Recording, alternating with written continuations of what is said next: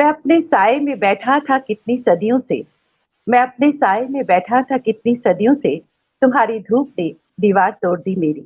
नमस्कार, रूबरू theatre group की तरफ से शख्सियत के इस अंक में आज जो शख्सियत हमारे साथ हैं, जाने माने शायर और ब्रॉडकास्टर नमान शौक साहब आज हमारे साथ हैं। नमान साहब, बहुत बहुत शुक्रिया हमारे साथ रूबरू के इस मंच पर आने के लिए। नवाजिश, दरअसल ये ऐसा मंच है जहां आने के लिए शुक्रिया मुझे कहना चाहिए। आपने इतनी मेहनत से बरसों में इसे एस्टैब्लिश किया है। मैं बहुत आपका ममनून हूँ, शुक्रगुजार हूँ।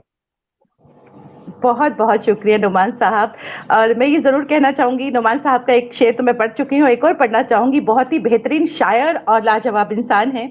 कुछ ना था मेरे पास खोने को, कुछ ना था मेरे पास खोने को, तुम मिले तो डर गया हूं मैं। बहुत ही खूबसूरत, बहुत ही खूबसूरत नुमान साहब, इतना खूबसूरत लिखते हैं आप। ये हमारा जो ये प्रोग्राम है, ये स्पेशली उन जैसा आजकल का माहौल चल रहा है, और ऐसे माहौल में जो यंग परफॉर्मर्स हो, चाहे वो राइटर हों, चाहे वो थिएटर करने वाले हों, या किसी भी फील्ड से, आर्ट की किसी भी फील्ड से जुड़े हों, तो ये जो हमारे साथ जो शख्सियतें या हस्तियां जुड़ती हैं, उनकी जो लाइफ की जो इंस्पिरेशनल जर्नी है, वो हम उनके साथ शेयर करते हैं ताकि उनको इंस्पिरेशन मिल सके। तो मैं चाहूंगी आपकी जो लाइफ की जो जर्नी रही है, वो उसमें किस तरह की मुश्किलात आए और किस तरह के चैलेंजेस आपने फेस किए, मैं चाहती हूँ वो आज आप हमसे साझा कीजिए। बहुत शुक्रिया।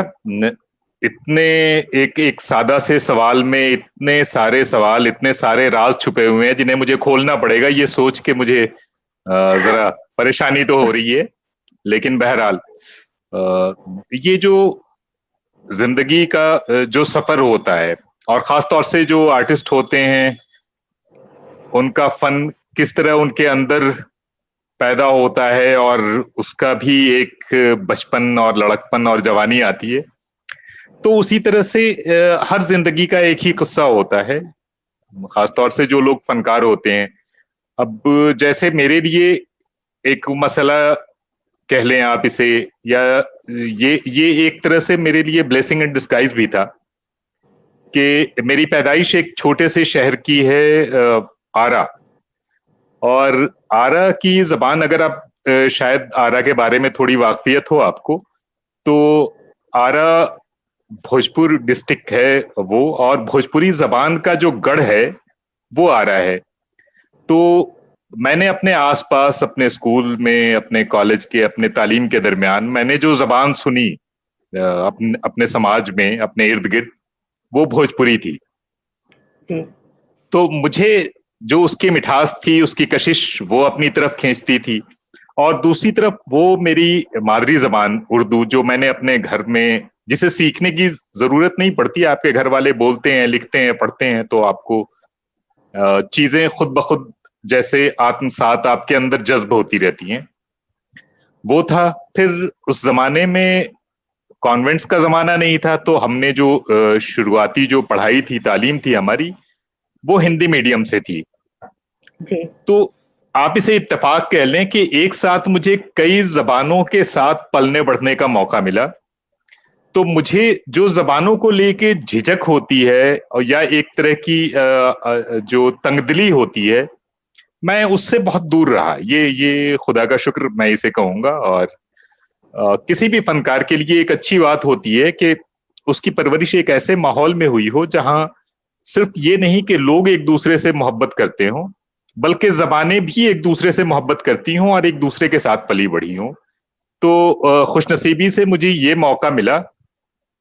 हाँ, ये और बात है कि तब तब का मतलब, जब आपकी उम्र, आप स्कूल कॉलेज जा रहे होते हैं, स्कूल तक तो बिल्कुल पता नहीं था कि मुझे, यानी शायरी जैसी चीज से भी कभी कोई वास्ता पड़ेगा। हाँ, ये जरूर है कि मुझे लैंग्वेज लिटरेचर में दिलचस्पी थी, चाहे वो उर्दू हो, हिंदी हो, अंग्रेजी हो, फारसी हो। तो वो मैं बहुत शौक से, बहुत जी लगा के पढ़ा करता था, तो एक रुझान तो था। लेकिन मैं शायद सिर्फ एक इत्तेफाक से बना हूं। ये मैं अपने दोस्तों को कभी कभी कहता हूं, तो ये अजीब सा वाकया है, वो भी सुन के थोड़ी देर के लिए हैरान होते हैं।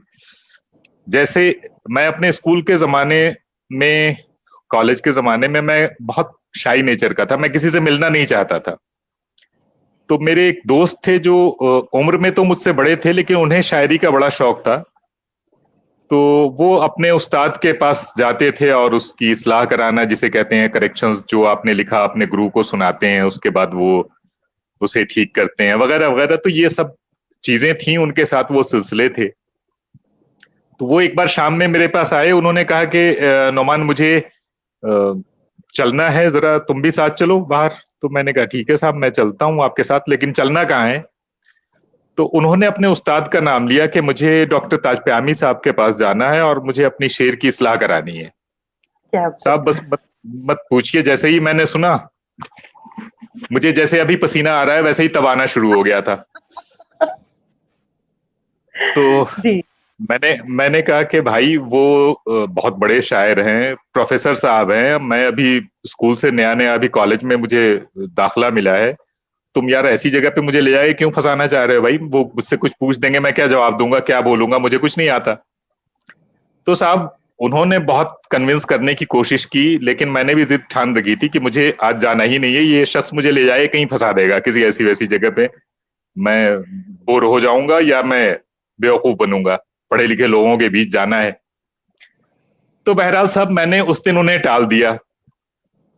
दूसरे रोज उन्होंने कहा कि चलो शाम में चलते हैं चाय पीने के लिए, वो आ गए, मैंने कहा ठीक है चलते हैं। तो अब एक छोटा शहर जब होता है तो आप निकलते हैं, तो आप जाहिर है आप गाड़ी और बाइक और यूं तो जाते नहीं, आप निकल पड़े टहलने के लिए। उसके बाद मैंने देखा कि उन्होंने जहां पे जाके, जहां कॉल बेल का बटन दबाया, तो मैंने उस पे नेम प्लेट देखी। मैंने कहा यार ये शख्स तो मुझे वहीं लेके चला आया जहां जाने के लिए मैंने मना किया था। तो साहब अब जो होना था वो हो चुका था। तो उसके बाद मैं गया और जैसे एक कर्टसी होती है, दुआ सलाम, वो बहुत तपाक से, बहुत खुश अखलाकी से मिले मुझसे, उनके जो गुरु थे उस्ताद साहब।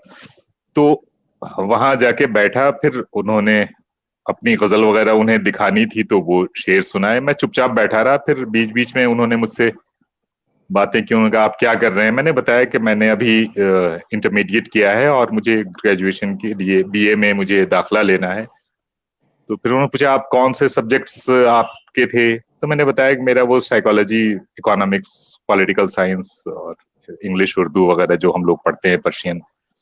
तो उन्होंने कहा ठीक है, लेकिन अब आपको दाखिला किस चीज में लेना है? मैंने कहा कि भाई मैं सर मैं ऑनर्स इंग्लिश में करना चाहता हूँ। तो उन्होंने कहा अच्छा ठीक है, आप हमारे कॉलेज में एडमिशन ले लीजिए। तो मैंने कहा सर मैंने अप्लाई तो कर रखा है, अब देखते हैं अगर एडमिशन होता है। तो वो उनसे पहली मुलाकात थी और गुफ्तगू के दौरान फिर उनकी दो किताबें थीं जो उन्होंने निकाल के मुझे अपने ऑटोग्राफ के साथ दी और बहुत अच्छी तरह पेश आए। बहरहाल तो उसके बाद उन्होंने कहा कि आप आते रहा कीजिए यहाँ, आप आपकी यानी जो भी आप पढ़ाई कर रहे हैं उसमें भी मैं आपकी हेल्प कर दूंगा, और यहाँ पे सारे राइटर्स आते हैं तो आप कभी कभी आ जाए कीजिए। तो साहब किसी तरह मैं वहां से निकला और वो मेरा पहला कदम था जो किसी शायर के घर में पड़ा था। हाँ। तो साहब बस उसके बाद मैं बहुत दिनों तक नहीं गया, चूंकि मैं एक बार अपना डर जो बैठा था वो उसे मैं पूरी तरह निकाल नहीं पाया, लेकिन वो बड़े अखलाकमंद आदमी थे। एक रोज वो रास्ते में मुझे मिल गए और उन्होंने मुझे बहुत डांटा कि मैंने आपको कहा था आइएगा, आप तो आए नहीं। मैंने कहा नहीं सर, मैंने कुछ बहाना किया। उसके मैंने कहा नहीं मैं जरूर आऊंगा। उन्होंने कहा कि मेरे यहाँ एक नशिस्त होती है, गोष्ठी होती है, तो वो इस डेट को है, आप तशरीफ लाइए। तो बहरहाल मैं उसके बाद हाजिर हुआ। तो ये सिलसिला था कि जब मैं उनके साथ उठने बैठने लगा, वहां पे जो रिनाउंड राइटर्स थे उस वक्त शहर के, वो सब आते थे। तो उन्होंने कहा कि आप चाहें तो कुछ आप भी लिखिए, लोग लिखते हैं। तो मैंने कहा कि सर मैं ठीक है, मैं कोशिश करूंगा। ये वाकया है 81 का। जी। और उसके बाद जो सिलसिला आगे बढ़ता गया तो फिर वो जाहिर है फिर वो मेरे उस्ताद हुए और उन्होंने मेरी मेरी बड़ी रहनुमाई की, यहाँ तक कि मैं पहली बार पटना के रेडियो स्टेशन उनके साथ गया था। मुझे मालूम नहीं था रेडियो स्टेशन क्या चीज होती है और उसमें रिकॉर्डिंग क्या होती है और जिन लोगों को हम रेडियो पर सुनते हैं वो क्या भला होते हैं। तो साहब ये मेरे लिए बड़ा एक अजीब सा तजुर्बा था जब मैं पहली बार उनके साथ गया वहां पे। तो इस तरह से अदब, आर्ट और फन से, शायरी से मेरा एक रिश्ता बना जो उसके बाद चलता रहा। और इस दरमियान फिर वक्त आगे गुजरता जाता है। मैं फिर दिल्ली आ गया अपनी जॉब के सिलसिले में, मास्टर्स किया मैंने फिर।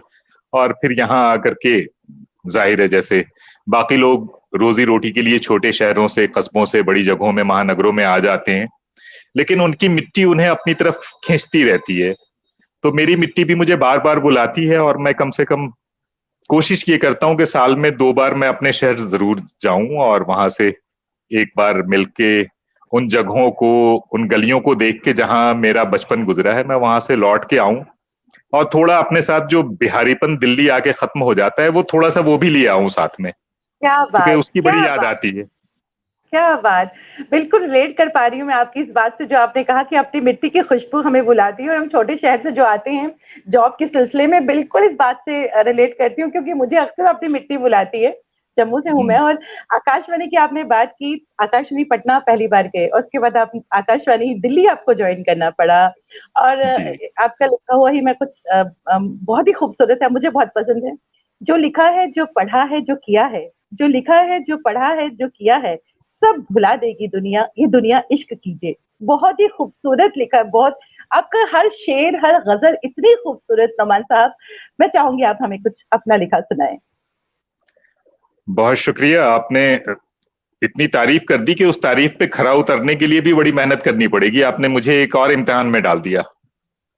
बहरहाल, मैं जिस कलेक्शन से आपने ये शेर पढ़ा है, सब भुला जी, देगी ये दुनिया इश्क कीजिए, क्या बात, बहुत तो खूबसूरत। मैं चाहता हूं कि फिर मैं शुरू ही उसी गजल से करूं, जी, ताकि ये अर्ज किया है, इसका मतलब है कि क्यों भला आधा अधूरा इश्क कीजिए। क्या बात। क्यों भला आधा अधूरा इश्क कीजिए, शेर कहिए इश्क पर या इश्क कीजिए। वाह, क्या बात, कितना खूबसूरत। क्यों भला आधा अधूरा इश्क कीजिए, शेर कहिए इश्क पर या इश्क कीजिए। जो लिखा है, जो पढ़ा है, जो किया है, सब भुला देगी ये दुनिया इश्क कीजिए। इश्क, वल्लाह क्या बात। और कहते हैं, शेर है कि है सिवाय इश्क खुद मुख्तार कौन। खुद मुख्तार सौ लंबी जो अपने आप में पूरा हो। है सिवाय इश्क खुद मुख्तार कौन, है सिवाय इश्क खुद मुख्तार कोई। इश्क के दम से है दुनिया इश्क कीजिए। क्या बात, बहुत खूबसूरत। है सिवाय इश्क खुद मुख्तार कोई, इश्क के दम से है दुनिया इश्क कीजिए। और मेरे मुर्शिद ने, मुर्शिद कहते हैं पीर को, गुरु को, मेरे मुर्शिद ने कहा ये मुस्कुरा कर, मेरे मुर्शिद ने कहा ये मुस्कुरा कर, और खिल उठेगा चेहरा इश्क कीजिए। वाह, मेरे मुर्शिद ने कहा ये मुस्कुरा कर, और खिल उठेगा चेहरा इश्क कीजिए। क्यों भला आधा अधूरा इश्क कीजिए, शेर कहिए इश्क पर या इश्क कीजिए। बहुत तो खूबसूरत, बहुत बहुत खूबसूरत नोमान साहब। बहुत ही खूबसूरत, बहुत खूबसूरत। तो मैं आपसे ये जानना चाहूंगी कि आपकी जो किताबें किताबें जो पब्लिश हुई हैं, क्योंकि आपकी मैंने एक किताब तो पढ़ी है, बहुत खूबसूरत है, रात और विश कन्या। तो मैं चाहूंगी आप आपकी जो आपने जो किताबें आपकी पब्लिश हुई हैं हिंदी और उर्दू में, उसके बारे में आप हमें बताएं। देखिए, दरअसल पहली किताब मेरी 95 में आई थी, अजनबी सातों के दरमियान। हम्म। तो ये मेरा पहला कलेक्शन था, जो जब मैंने यहाँ 95 में मैं दिल्ली आया, तो मेरे एक दोस्त पब्लिशर थे, अनीस अमरोहबी। उन्होंने जी। मुझसे कहा कि आपके पास बहुत सारी गजलें हैं, तो आप इसका एक कलेक्शन छपवा लीजिए। मैंने कहा ठीक है साहब, आप आपको मैं दे दूंगा। तो 95 में वो पहली किताब आई। उसके बाद 2003 में एक गजलों का कलेक्शन था, जलता शिकारा ढूंढने में। इस नाम से आया था, और नज्मों का एक कलेक्शन था फ्रीजर में रखी शाम। क्या बात, तो फ्रीजर में ये रखी फिर, शाम, जी, बहुत ही खूबसूरत ये टाइटल है। ये किताब मेरी 2014 में आई थी। तो चूंकि तब तक मैं नज़में कम कम लिखता था, लेकिन मैंने कुछ नज़में लिखी थी, तो वो फ्रीजर में रखी शाम में शामिल हैं। और उसके बाद मैंने बहुत सारी कविताएं कह रखी थी। मुझे मुझे हिंदी में लिखने का एक शौक जागा। वो इस तरह से मुझे लगा कि उर्दू में जो कुछ मैं लिखता हूँ वो उर्दू वाले पढ़ लेते हैं, लेकिन बहुत सारी चीजें ऐसी हैं जो दूसरी जबानों में पढ़ने वालों को शायद दुश्वारी हो सकती है। तो मेरे पास, मैं हिंदी पढ़ता लिखता रहता था, तो मेरे लिए कोई दुश्वारी नहीं थी। बस ये था कि मुझे अपने जहन को एक जबान के सांचे में शायरी को, कविता को ढालने के लिए तैयार करना था। वो मैंने किया। और जो मेरी हिंदी कविताएं थी वो 2007 में शायद ज्ञानपीठ ने पब्लिश की थी, जिसका अभी दूसरा एडिशन भी कुछ दिनों बाद उन्होंने छापा था, जो आपके पास है, रात और विश कन्या के नाम से। जी जी जी। तो ये कलेक्शन था। उसके बाद 2013 में एक गजलों का कलेक्शन मेरा उर्दू में था, अपने कहे किनारे। तो उसमें फिर कुछ चीजें आई।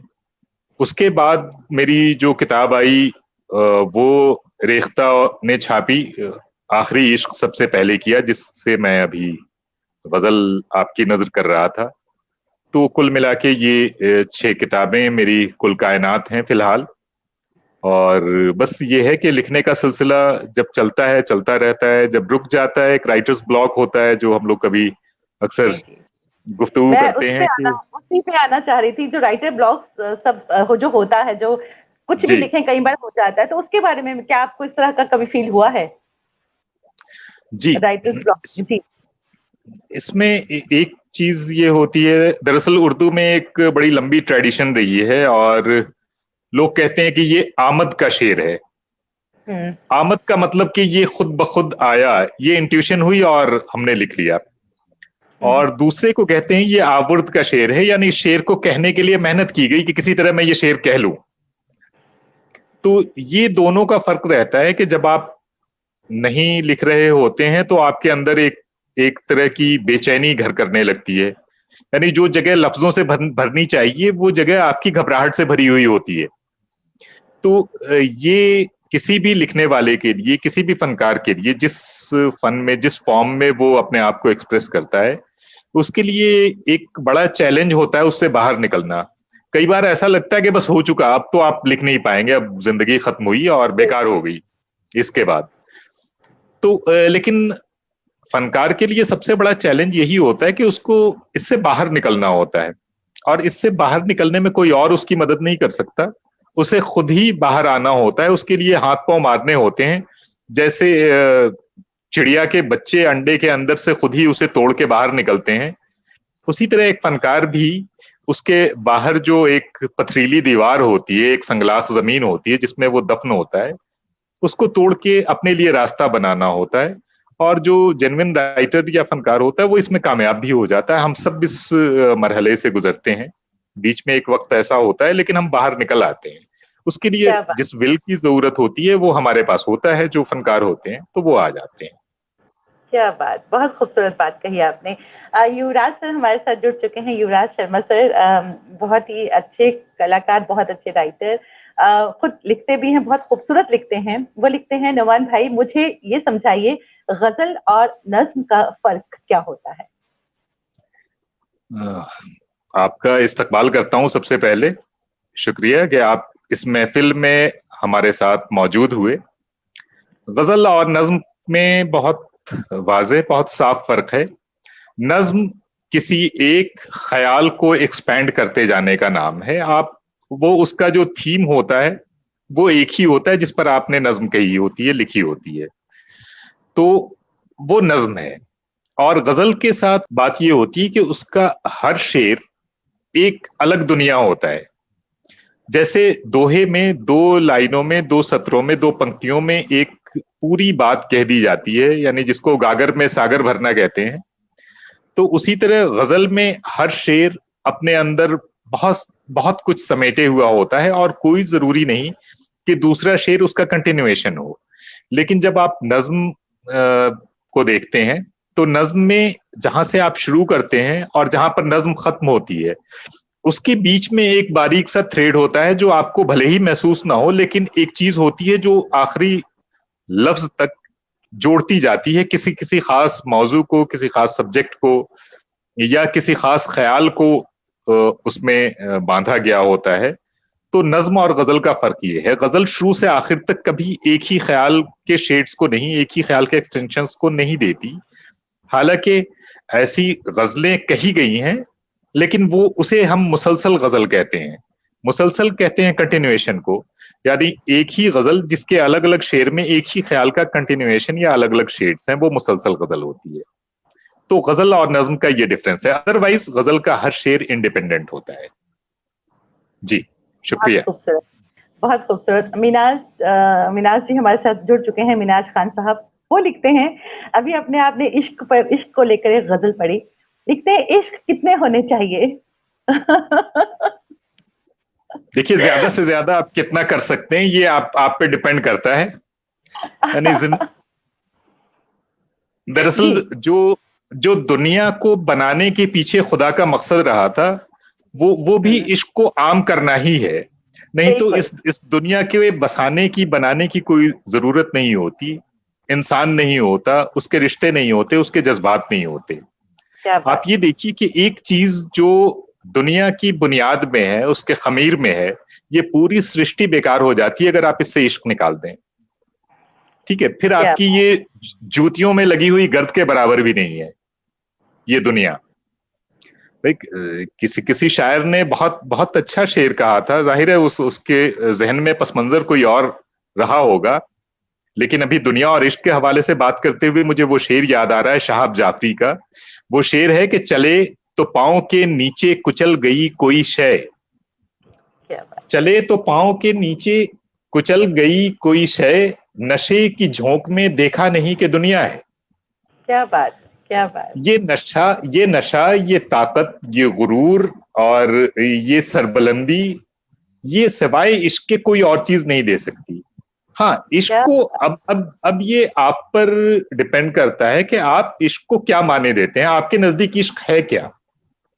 अगर आपके नजदीक इश्क वो है जो वाकई जो दुनिया और खुदा और इंसान सबकी बुनियाद में है, तो वो उस इश्क में कोई बुराई नहीं है। वो तो आपको सारी दुनिया से होना चाहिए, इसे रोकिए नहीं अगर हो रहा है तो।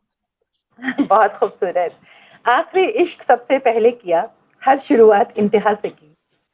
चाहेंगे कुछ और सुनाए? हम सुनना चाहेंगे आपका लिखा कुछ और। जी, मैं हाजिर करता हूँ। दरअसल कुछ नई पुरानी चीजें इसी मौके से, मैंने जब आपने जिक्र किया तो मुझे लगा कि कुछ चीजें ऐसी होनी चाहिए। जी देखिए सर, अर्ज किया है कि फूल वो रखता गया और मैंने रोका तक नहीं। क्या बात। फूल वो रखता गया और मैंने रोका तक नहीं, डूब भी सकती है मेरी नाव सोचा तक नहीं। फूल वो रखता गया और मैंने रोका तक नहीं, डूब भी सकती है मेरी नाव सोचा तक नहीं। ख्वाब बन जाती हैं जीती जागती सच्चाइयां, ख्वाब बन जाती हैं जीती जागती सच्चाइयां, साथ था अच्छे दिनों का जब तो सोचा भी नहीं, सोचा तक नहीं।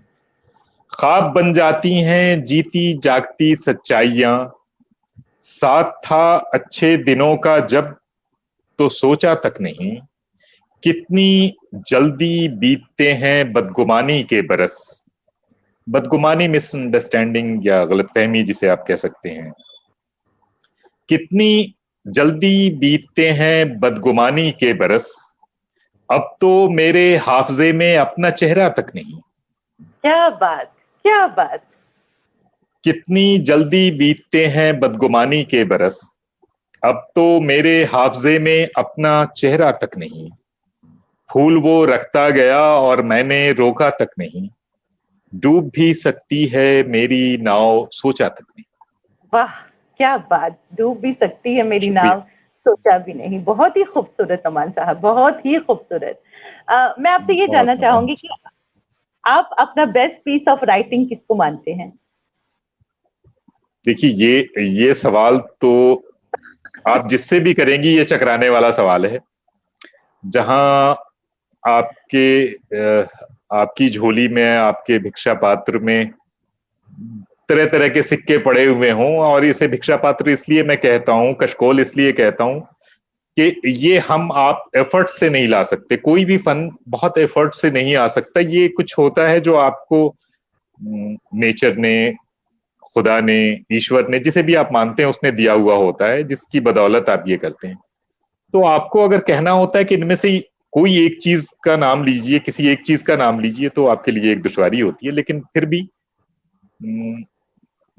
कुछ चीजें मुमकिन है मुझे अच्छी लगती हूँ। जैसे एक मेरी छोटी सी नज्म है हम्म। जिसका जिसका उन्वान वही है जो किताब का नाम है, फ्रीजर में रखी शाम। जी जी। ये जी एक्चुअली इसका टाइटल मैंने इसी नज्म से लिया था। जी। जी तो मैं सोचता हूँ कि मैं इस नज्म को ही सुनाऊं ताकि बिल्कुल बिल्कुल बिल्कुल बिल्कुल। ये है। और इसमें ड्रामे वालों को ये नज्म शायद ज्यादा पसंद आए, क्योंकि इसमें कई चीजें ऐसी हैं जो जो ड्रामे वाले ज्यादा अच्छी तरह समझ पाएंगे, और उसे उसके विजुअल्स उनके जहन में आ सकते हैं। जी बहरहाल, जी। अ, ये नज्म है फ्रीजर में रखी शाम। तुमने मेरी रूह को एक काले ताबूत में रखकर कीलें ठोकी। तुमने मेरी रूह को एक काले ताबूत में रखकर कीलें ठोकी, जिस्म को लेकिन छोड़ दिया घनी रात के जंगल में सो जाने को। आह, तुमने मेरी रूह को एक काले ताबूत में रखकर कीलें ठोकी, जिस्म को लेकिन छोड़ दिया घनी रात के जंगल में सो जाने को। और मैं तन के टुकड़े करके और मैं तन के टुकड़े करके लफ्जों के संदूक में भरकर बीते दिनों के फ्रीजर में रखाया हूं। जब तुम अपनी गुजरी शामों के पट खोलोगी, डर जाओगी। वाह, क्या बात! क्या बात! बहुत खूबसूरत, बहुत ही खूबसूरत। मैं कोई ऐसी किताब या जिसने आपको बहुत इंस्पायर किया हो, और आपको बहुत पसंद हो, कोई ऐसी किताब? देखिए, यहाँ किताब कह के भी एक बेइंसाफी हो जाएगी। यहाँ पे बहुत सारी किताबें हैं जी जी। जो आपको जस्ता जस्ता यानी थोड़ी थोड़ी किस्तों में इंस्पायर करती हैं। कोई जरूरी नहीं कि आप एक किताब पढ़ रहे हो और वो किताब आपकी दुनिया का पूरा सार आपकी जिंदगी का दे दे कि आपका काम इससे चल जाएगा। ऐसा होता नहीं है। देखिए, ये अगर आसमानी किताब हो तो भी नहीं हो सकता। तो इंसानों की लिखी हुई किताब से भी हमें इस्तेफादा करना होता है, उससे भी फायदा उठाना होता है। चूंकि ये ये जो लिखने वाले होते हैं, जो राइटर्स होते हैं, इनके इनके अंदर भी एक खुदाई होती है। मीर को हम खुदाए सुखन कहते हैं। तो जी। खुदा का मतलब वही नहीं है जिसने दुनिया को बनाया है, वो भी खुदा है जो अपनी एक दुनिया रच रहा है। तख्लीक कर तो रहा है जी। तख्लीक कर रहा है, बिल्कुल। तो हम बिल्कुल। जो भी मास्टरपीस, जो भी बड़े राइटर्स को जिनको भी हम पढ़ते हैं, जैसे अगर हम फारसी में बेदिल को पढ़ रहे हैं, तो उसको पढ़ते जाइए, आपको लगता है कि हर बार जिंदगी का एक फलसफा मिलता है। अगर मैं मीर गालिब को पढ़ता हूं तो मुझे हर बार लगता है कि यार ये बातें इतनी आसानी से ये कह कैसे सकते हैं। यानी एक शख्स जो आपसे 200 साल, 250 साल, 150 साल पहले पैदा हुआ, कोई 400, अगर आप अमीर खुसरो को पढ़िए तो भाई ये 1000 साल पहले ये शख्स कैसे कह सकता है ऐसा, आप हैरान होते हैं। तो ये दरअसल मुझे किसी किताब ने नहीं, ये अलग अलग फनकारों ने मुतासिर किया है, और ये मेरी इंस्पिरेशन है। मैं इन्हें जब भी पढ़ता हूं मुझे लगता है कि दुनिया में लिखने को, समझने को, देखने को क्या क्या कुछ है जिसका मैं 1% भी नहीं देख पाया हूं, ना लिख पाया हूं। जब देखा ही नहीं तो लिखना तो बहुत बड़ी बात होती है। ये लोग क्या हैं बात! जिन्होंने अपनी पूरी जिंदगी शायरी को दी, और इतना कुछ लिखा और इतना डाइवर्स है, और उसके अंदर इतनी सारी चीजें हैं कि अगर लगे कि ये दो चार लोगों की किताबें साथ मिल जाएं, उसके बाद आपको उम्र कैद भी मिल जाए, तो आपको वो वक्त काटते हुए बुरा नहीं लगेगा। तो ये हर अच्छी राइटिंग के साथ होता है। आप जिसे भी पढ़ें, जिसे आप पसंद करते हैं उसे पढ़ें, वो आपकी इंस्पिरेशन हो सकती है। मैं एक बात जानना चाहूंगी आपसे, क्योंकि मैं जितने भी, क्योंकि ये जो प्रोग्राम है हमारा, ये यंग परफॉर्मर्स को भी टारगेट करता है, तो मैं आपसे ये जानना चाहूंगी, चाहे कोई भी परफॉर्मिंग आर्ट हो, चाहे थिएटर हो, राइटिंग हो, पेंटिंग हो, कुछ भी हो, डांस हो, क्लासिकल डांस हो, वोकल म्यूजिक हो, कुछ भी हो, पढ़ना कितना जरूरी है, पढ़ना कितना जरूरी है, ये मैं आपसे जानना चाहती हूँ यंगस्टर्स के लिए। देखिए, हमारे यहाँ फनकारों के लिए दो चीजें कही गई हैं कि ये दो चीजें जरूरी होती हैं। एक तो तजुर्बा, एक्सपीरियंस, और दूसरा होता है मुशाहिदा, ऑब्जर्वेशन, जो कुछ आप देख रहे हैं। तो इंसान की जिंदगी जो होती है वो एक जगह की, एक वक्त की मोहताज होती है। जैसे मैं अभी अपनी जगह पे बैठा हुआ हूं, तो मुझे इसके बाहर की दुनिया से मैं कटा हुआ हूं। बिल्कुल ठीक है, ये वक्त है, मैं इस वक्त से ना आगे कुछ भी नहीं जानता कि अगले पल क्या होने वाला है। ठीक है, जो पीछे है, जो हो चुका, जो मेरा माजी है, अतीत है, वो तो मेरे सामने है। हम उससे जो सीखना समझना चाहते हैं वो सीख लेते हैं। तो कुछ चीजें ऐसी होती हैं जो हमारे तजर्बे में नहीं आती, हमारे मुशाहिदे में भी नहीं होती हैं। तो हम ये करते हैं कि हम जिन लोगों को समझते हैं कि इन्होंने कुछ देखा है, मुझसे ज्यादा जाना है, जिंदगी को मुझसे ज्यादा करीब से देखा, पहचाना और जिया है, तो उनके जो एक्सपीरियंसेस होते हैं, उनकी राइटिंग्स होते हैं, जब हम उन्हें पढ़ते हैं तो हमने जो कुछ जिंदगी में नहीं देखा होता, जाना, हमें लगता है कि अच्छा ये भी था, हमारी जिंदगी में ये भी था, लेकिन हमें पता नहीं था, हमारी दुनिया में ये भी हो रहा था इस वक्त, लेकिन उस वक्त लोग नहीं जान रहे थे। आप जितने भी आप चाहे आप कामू को पढ़ें, काफका को पढ़ें, दोस्तोयेव्स्की को पढ़ें, चेखव को पढ़ें, यानी जितने बड़े राइटर्स हैं, मैं फिक्शन का जिक्र खास तौर से इसलिए कर रहा हूं कि ऐसा नहीं कि सिर्फ शायरी पढ़ के ही आप जिंदगी और उसके हुस्न और उसकी खूबियों को जान सकते हैं। जो फिक्शन लिखा गया है उसमें भी एक दुनिया है। आप देखिए इन लोगों को क्यों इतने सालों बाद हम पढ़ रहे हैं कि हमें बहुत सारी चीजें, हम एक साथ 1000 जिंदगियां नहीं जी सकते, ये हमारे लिए मुमकिन नहीं है। तो हम जो 1000 जिंदगियां हमारे इर्द गिर्द अपने तजर्बों को लिख रही हैं, उन्हें कागज पर उतार रही हैं, अगर हम उनको नहीं पढ़ें तो हमारी दुनिया में जो एक कमी होती है वो कभी पूरी नहीं हो सकती अगर हमने उन्हें नहीं पढ़ा। तो मैं सबसे यही कहता हूं कि जितना वक्त मिले उसे पढ़ने में लगाइए। पढ़ना आपकी शख्सियत को संवारता है, आपके अंदर एक नए इंसान को पैदा करता है जिसके बारे में आपने सोचा भी नहीं हो। मुझे खुद लगता है कि जो लोग भी अलग अलग जगहों से आते हैं, एक किसी महानगर में आते हैं, उनके अंदर क्या तब्दीलियां आती हैं, ये मैंने अपने अंदर तब्दीलियों को आते हुए देख के महसूस किया कि अगर मैं यहाँ नहीं आता तो मैं क्या सोच रहा होता, मैं क्या कर रहा होता। तो मुझे लगता है कि मैंने यहाँ से बहुत कुछ अच्छा सीखा, बहुत कुछ अच्छा देखा। तो ये तो एक जगह एक शख्स की बात है, और जब आप एक किताब पढ़ते हैं उसमें 1000 लोगों के तजुर्बे शामिल होते हैं, तो यकीनन पढ़िए, खूब पढ़िए। इससे आपको जिंदगी को समझने के लिए बहुत मदद मिलेगी। जिंदगी को समझने में, अगर आप जिंदगी को नहीं समझते तो आप कोई फनकार हो नहीं सकते। आप अच्छे फनकार नहीं हो सकते। आप हो सकता है एक स्पार्क हो, आपने 2-1 शेर अच्छे लिख लिए, 2-1 कहानियां लिख ली, लेकिन एक लंबी रेस में रहने के लिए, दुनिया को कुछ देने के लिए आपको मुस्तकिल एक मुसलसल एफर्ट है जो करते रहना होता है, सीखते रहना होता है। ये असल है इसका। बहुत खूबसूरत। हमारे साथ बहुत सारे व्यूअर्स जुड़ चुके हैं। राजीव जी जुड़े हैं, शांतनु जुड़े हैं, विनीता ठाकुर जी जुड़ी हैं हमारे साथ, सिमी शेखर जी जुड़ी हैं, बहुत बहुत शुक्रिया हमारे साथ जुड़ने के लिए। आदिति गुप्ता जी, सुनीता अग्रवाल जी, बहुत बहुत शुक्रिया। अमरजीत अरोड़ा जी, बहुत बहुत शुक्रिया। सुनीता अग्रवाल जी लिखती हैं फ्रीजर में रखी शाम, वह बहुत ही खूबसूरत, बहुत बहुत शुक्रिया। अमरजीत जी हमारे साथ जुड़े, प्रदीप वाजपेयी जी हमारे साथ जुड़े हैं, बहुत बहुत शुक्रिया। लिखते हैं क्या बात डूबी है मेरी बहुत बहुत बहुत शुक्रिया। मीनाज हमारे साथ जुड़े हुए हैं, सुमन जी हमारे साथ जुड़ी हुई हैं, बहुत बहुत शुक्रिया हमारे साथ जुड़ने के लिए, बहुत बहुत शुक्रिया। धर्म हमारे साथ जुड़े हैं, रश्मि जी हमारे साथ जुड़ी हैं, बहुत बहुत शुक्रिया हमारे साथ जुड़े रहने के लिए। तो नवान साहब का एक शेर जो मुझे बहुत बहुत पसंद है, तुम तो सर्दी की हसीन धूप हो, तुम तो सर्दी की हसीन धूप हो, देखते रहते हैं दीवार से जाते हुए हम। बहुत ही खूबसूरत। मैं चाहूंगी कि आप हमें ये सुनाएं। आप हाँ अपनी। दरअसल, हाँ ये मैं आपकी नजर करता हूँ। दरअसल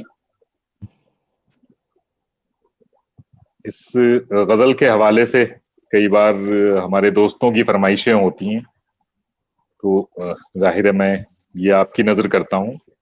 बहुत एक तो शुक्रिया। इसका जो मतला है, अ, जो पहला गजल का पहला जो राइमिंग शेर होता है, हम काफिया जिसे कहते हैं, वो मतला होता है। जी जी जी जी इस मतले में चूंकि आपका ताल्लुक भी स्टेज से है, तो जी। जो स्टेज की डिमांड्स होती हैं और ऑडियंस में आपके जो लोग बैठे होते हैं उनका प्रेशर जो होता है, और जो एक कैसे आप उसे टैकल करते हैं, और जो परफॉर्मर्स होते हैं, जो आर्टिस्ट होते हैं, जो शायर होते हैं, तो अगर उसका स्टैंडर्ड जो है, आप उसको किस तरह से टैकल करते हैं, जरा बस मतला जो है उसका बैकग्राउंड मैंने आपको इसीलिए बताया। जी अर्ज किया है कि आसमानों से जमी की तरफ आते हुए हम। जमी से आसमान की तरफ नहीं, शायर आसमानों से जमी की तरफ आने की बात कर रहा है। आसमानों से जमी की तरफ आते हुए हम, क्या बात। एक मजमे के लिए शेर सुनाते हुए हम। क्या बात। वाह। आसमानों से जमी की तरफ आते हुए हम, एक मजमे के लिए शेर सुनाते हुए हम। और रेल देखी है कभी सीने पे चलने वाली, रेल देखी है कभी सीने पे चलने वाली, याद तो होंगे तुम्हें हाथ हिलाते हुए हम। क्या बात।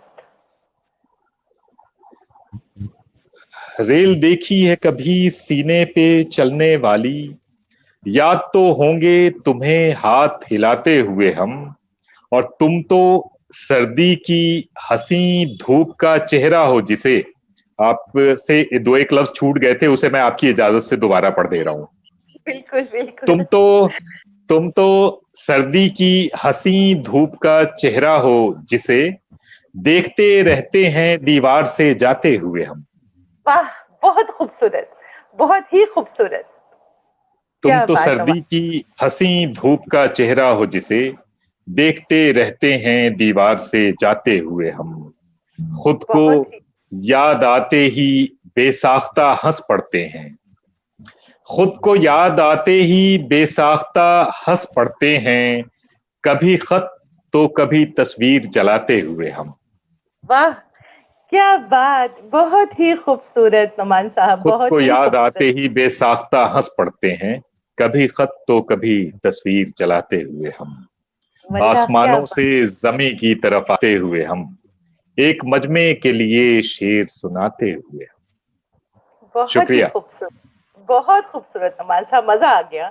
और हमारे साथ जितने व्यूअर्स, बहुत बहुत व्यूअर्स ने लिखा है कि मजा आ गया। प्रियंका गौर हमारे जी हमारे साथ जुड़ी हुई हैं, सुमन अग्रवाल जी हमारे साथ जुड़ी हुई हैं। बहुत बहुत शुक्रिया हमारे साथ जुड़ने के लिए। श्रुति बहुत पुरी हमारे साथ। नवाजिश।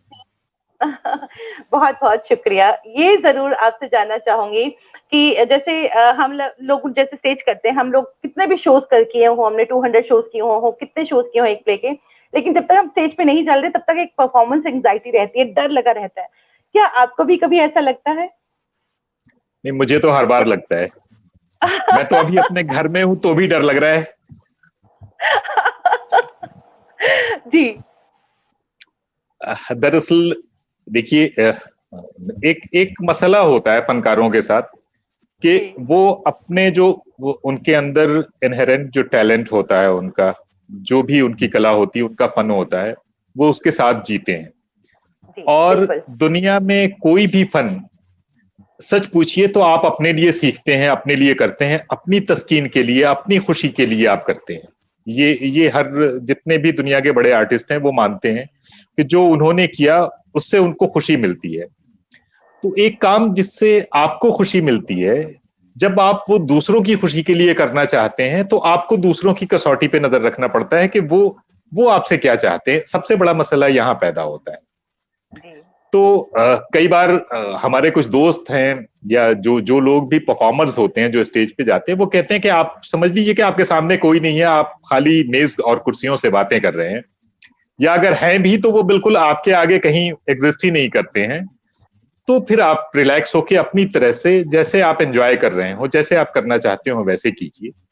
लेकिन जाहिर है ये तो कहने सुनने की तो बहुत सी बातें हैं, लेकिन जब हम स्टेज पे होते हैं वो तो हम जानते हैं हमें क्या करना होता है और कैसे करना होता है। लेकिन तो जी ये जी रहता है। जी। हाँ, लेकिन मैं ये फरमाइए। जानना चाहूंगी, क्या क्या ये परफॉर्मेंस एंजाइटी होना, मुझे लगता है कि शायद सही सही रहता है कि आपके अंदर जो हम ओवर कॉन्फिडेंट नहीं होते चीजों को लेकर, आप क्या कहेंगे कि वो जब तक हम स्टेज पे नहीं जाते वो जो रहता है वो शायद पॉजिटिव चीज होती है? देखिए, हर चीज एक हद तक अच्छी होती है, एक हद से ज्यादा नहीं होती है। तो अगर हम इतना ही डर रहे हैं या इतने ही नर्वस हैं कि हम उससे फौरन रिकवर कर सकें और अपना यस। बेस्ट दे सकें, तब तक तो ठीक है। लेकिन अगर हम नर्वसनेस में हम अपनी परफॉर्मेंस को खराब कर लें, वो जी, फिर गलत हो जाता है। फिर वो फिर तो गलत हो हमें अपने वो आप को गलत। हाँ, अगर अगर हम नदी में छलांग लगा रहे हैं तो हमें तैरना आना चाहिए, जी ठीक है, बिल्कुल। नहीं तो फिर हमें डूबना पड़ेगा। तो ये डूबने और तैरने के बीच का जो फैसला होता है वो फनकार का होता है। तो उसे अपने आप को वैसा बनाना ही पड़ता है कि वो वहां से कामयाबी से लौट के सुरखरू होकर लौटे। जी।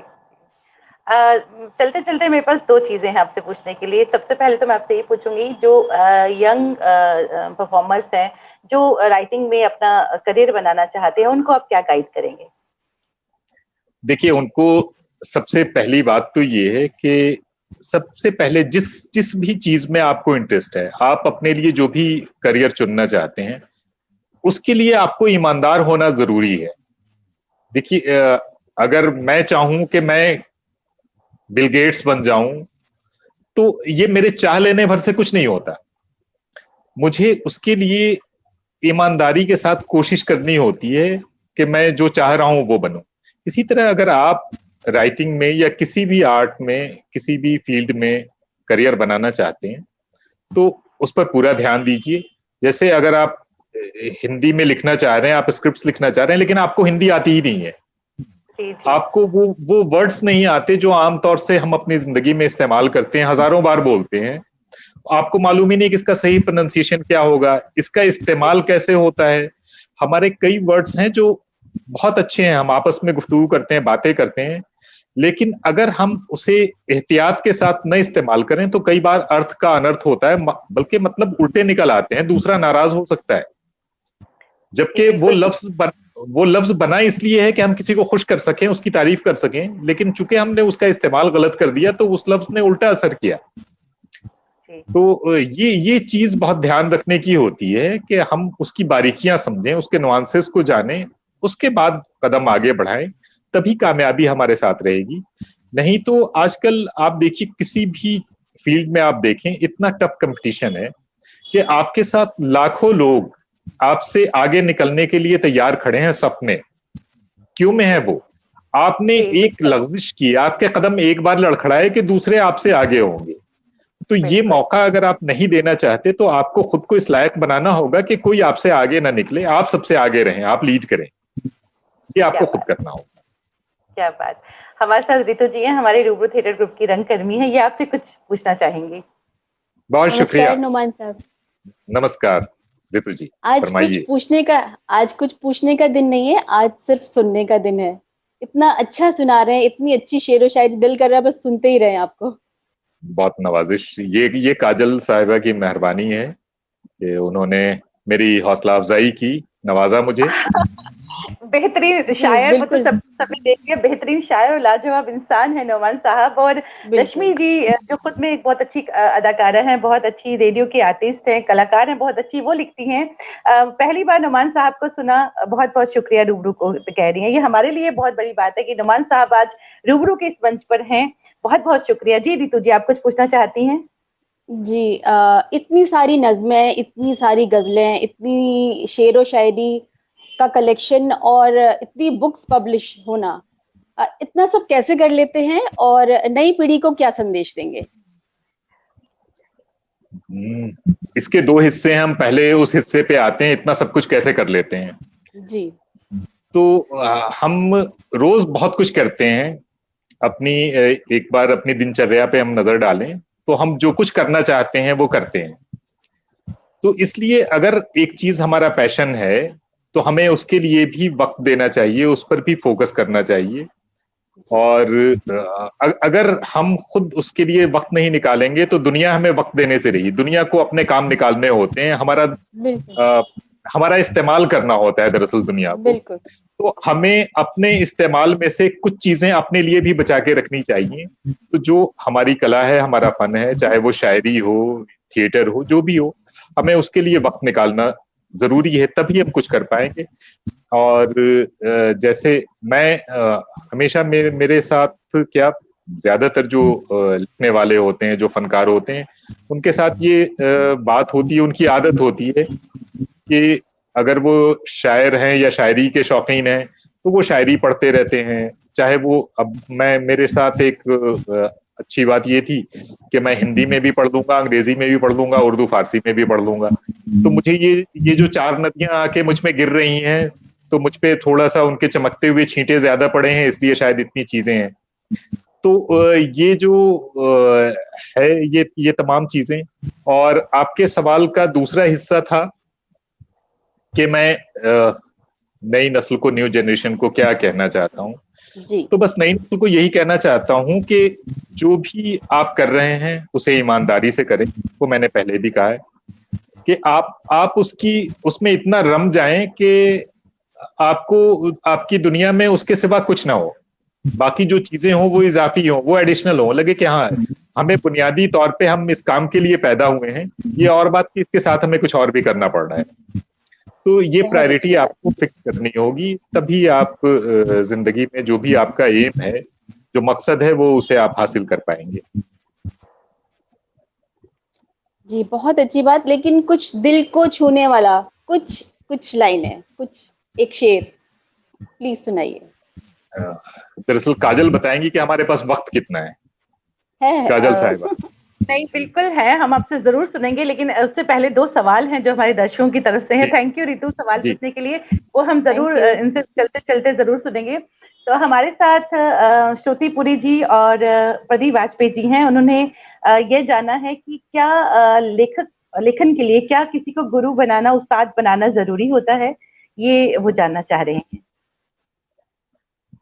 देखिए साहब, उस्ताद बनाना जरूरी तो होता है, लेकिन अब टेक्नोलॉजी ने इतनी आसानियां पैदा कर दी हैं कि कोई जरूरी नहीं है ये कि एक उस्ताद फिजिकली प्रेजेंट भी हो। आप बहुत कुछ अपनी मेहनत से सीख सकते हैं, हाँ, लेकिन कई जगहों पर ऐसा होता है कि आपको एक जिंदा उस्ताद की जरूरत होती है, जो आपको, आपके साथ बहस मुबाहिसा कर सके, जो आपको कन्विंस कर सके, जो आपको समझा सके कि ये अच्छा है तो क्यों है और ये बुरा है तो क्यों है। तो इसके लिए जरूरी होता है। बल्कि कई बार हमारे कुछ एक जो नई पीढ़ी के लड़के हैं, जो बच्चे हैं, जो शेर कहते हैं, अच्छे शेर कहते हैं, तो वो मुझसे कहते हैं कि वो हमारी इस्लाह कर दीजिए, आप हमारे गुरु बन जाइए। हमने कहा साहब, ये इतना मुश्किल काम है कि आपको तब अंदाजा होगा जब आप किसी के गुरु बनेंगे। इसलिए आप गुरु जरूर अपने आसपास के किसी रहने वाले को बनाएं, ताकि वो आपके साथ बैठ सके, आपसे बहस कर सके, आपको कन्विंस कर सके। आप फोन पे व्हाट्सएप से मैसेज भेज के आप अगर चाहेंगे तो वो करेक्शन हो जाएगी, लेकिन आपको लगेगा कि ये क्यों हुआ, आपको लगेगा कि आपका शेर और खराब हो गया। मुझे भी लगता था। जब कोई भी राइटर या कोई भी फनकार होता है, जब उसकी कोई नई रचना होती है तो उसे लगता है कि उसने इसमें दुनिया के सारे रिकॉर्ड तोड़ दिए, इससे अच्छा तो वो लिख ही नहीं सकता था, ना किसी और ने लिखा है। तो ये गुरु ही होता है जो उसे कहता है कि बेटा, ये तुमने जो समझ रहे हो ये इसके साथ वो नहीं है, इसमें ये गड़बड़ियां हैं। और जब तक वो आपको नहीं समझाता, कई बार पता भी नहीं चलता, क्योंकि उसका एक नशा होता है। जो ताजा तख्लीक होती है, जो रचना होती है, वो आपको इस बुरी तरह आपके जहन को, आपके जज्बात को जकड़ी रहती है कि आपको लगता है कि आपका बेस्ट इसके सिवा कहीं और आ ही नहीं सकता है। क्या बात। तो आपको इस मुगालते से निकालने के लिए एक गुरु की जरूरत होती है जो आपको बताता है कि नहीं साहब, इससे अच्छा आप देखिए, इसने ये लिखा है, उसने ये कहा है, फलां का शेर ऐसे है। वो आपको 10 मिसालें देता है, तब आपको लगता है कि नहीं यार, ये शख्स शायद सही कह रहा है, इससे तो बहुत अच्छा लोग लिख चुके हैं पहले से। इसलिए गुरु की जरूरत होती है। क्या बात, क्या बात। नुमान साहब, इश्क में सच्चा था वो मेरी तरह, बेवफा तो वो आजमाने से हुआ। कितना खूबसूरत लिखा है आपने। तो मैं चाहूंगी चलते चलते आप हमें एक अपनी और कुछ लिखा हुआ जरूर सुनाए, बहुत ही खूबसूरत लिखते हैं आप। बहुत शुक्रिया। मैं आपके हुक्म पे मैं चाहता हूं, बल्कि अभी मैंने 9/11 के हवाले से एक नज्म लिखी थी। जी जी। मैं चाहता हूं, अगर अभी चूंकि कल ही 9/11 गुजरा है, तो मैं इस हवाले से आपको एक नज्म पेश करूं। इस नज्म का उन्वान है ग्राउंड जीरो। जी। ये मिनट,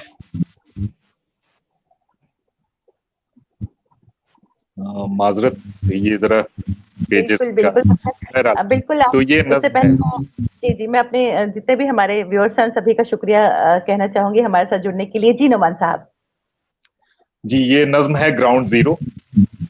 यह है कि वहां भी होता है एक रेगिस्तान, जहां किसी को दिखाई नहीं देती उड़ती हुई रेत। क्या बात। वहां भी होता है एक रेगिस्तान, जहां किसी को दिखाई नहीं देती उड़ती हुई रेत।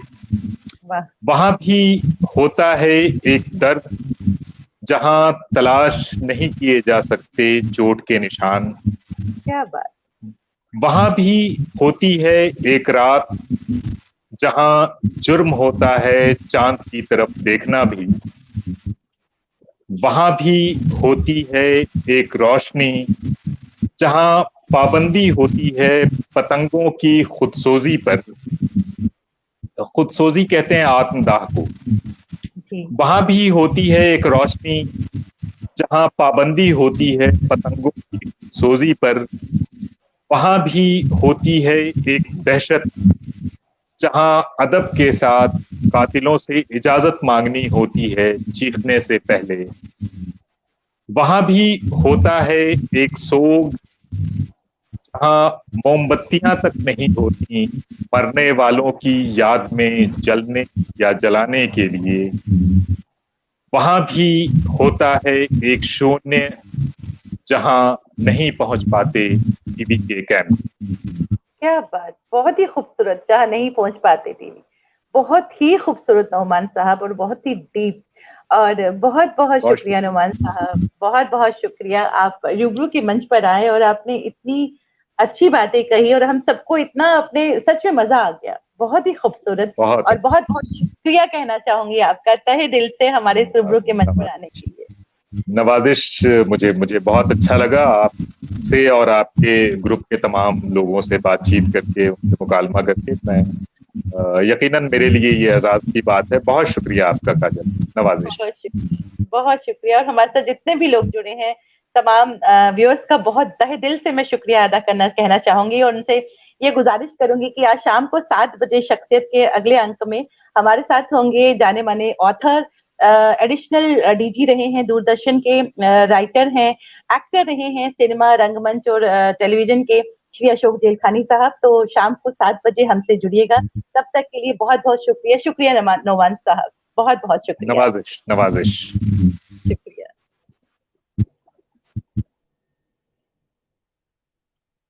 एक बार फिर से गुजारिश करना चाहूंगी हमारे तमाम व्यूअर्स के लिए जो हमसे हमारे साथ इस वक्त जुड़े हैं, बहुत बहुत शुक्रिया हमें समय देने के लिए, हमें वक्त देने के लिए। और शाम को 7 बजे एक बार फिर से आपसे मुलाकात होगी और हमारे साथ जुड़ेंगे। जैसे कि मैंने आपसे कहा कि जानी मानी शख्सियत हैं, मीडिया कर्मी रहे हैं, additional director, director general Doordarshan के रहे हैं, बहुत बड़े ऑथर, बहुत कमाल के लिखते हैं, बहुत जाने माने जो है प्रोड्यूसर रहे हैं, रंगकर्मी रहे हैं। दूरदर्शन से उनका बहुत ही गहरा नाता है, आकाशवाणी के नाटकों से गहरा नाता रहा है। सिनेमा से जुड़े हुए हैं अशोक जेलखानी साहब। हमसे शाम को हम उनके साथ रूबरू होंगे। आप भी हमारे साथ जुड़िएगा। तब तक के लिए नमस्कार।